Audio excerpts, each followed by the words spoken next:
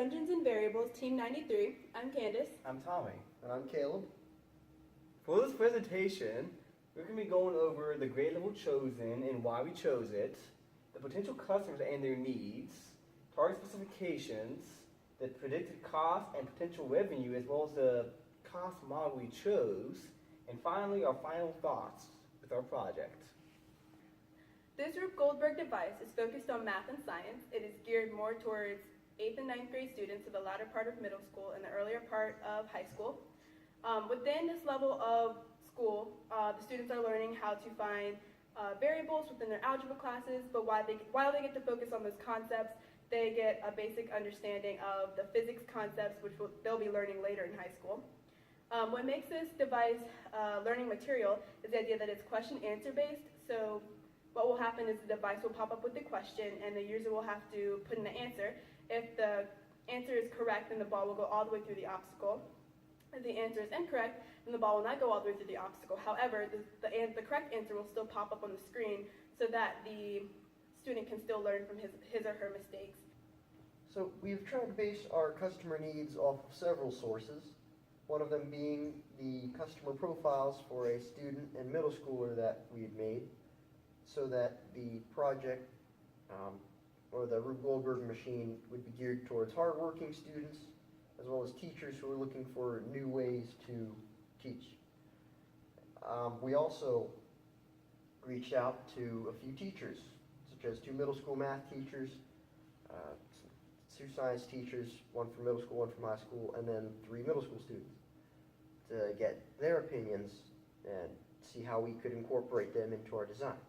So these are some of the questions we had for the students and teachers.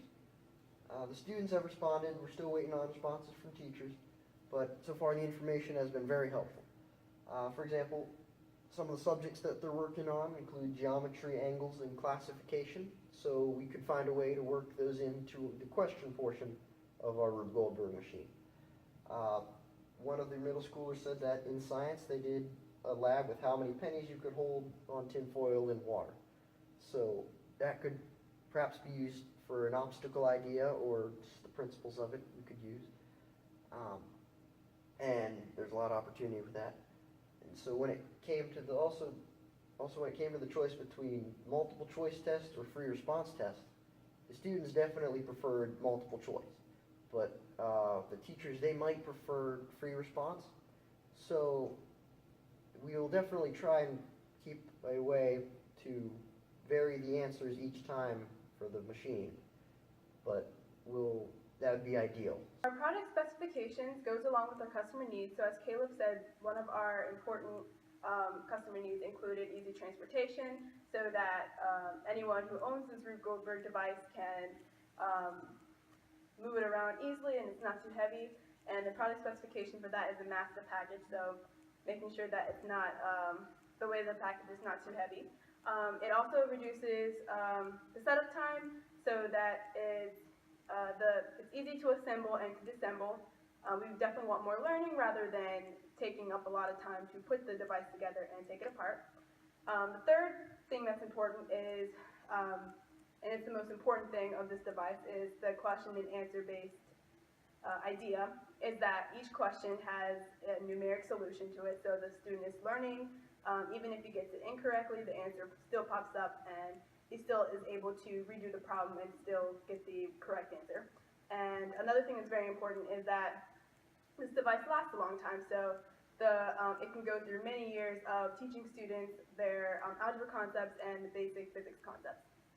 So, we chose to use a varying price model for a device, which can be described by the equation P equals 200 minus 0.1D.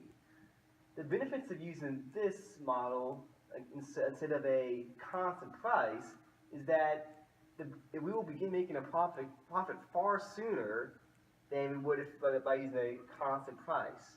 Therefore, based on this model, if we sell 86 units, we will begin making a profit. However, this also comes with the caveat that if we make too much product, we begin losing money based on the price being too low. Therefore, it's imperative that we begin making an improvement to this device before we reach the amount of 1,164 products.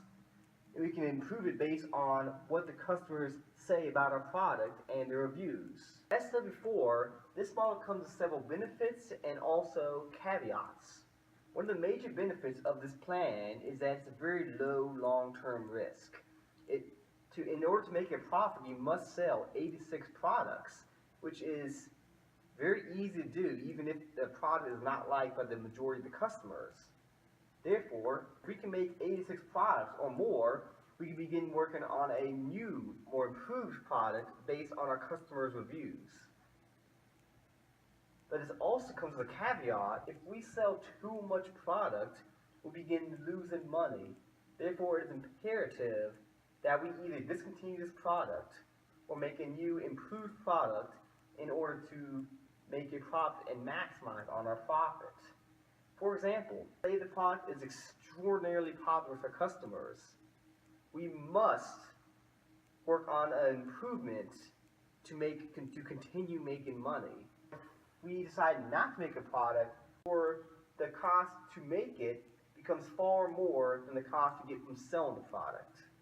So to conclude this project, our Rube Goldberg device is for 8th to 9th grade students, more towards the latter part of middle school and the beginning part of high school, going over algebra concepts such as finding variables and also introducing the basic physics concepts. Customer needs includes easy transportation, being able to move it, which includes the mass of the package, also including the setup time, so making sure that the student has more time to learn it rather than setting it up, and disassembling the board.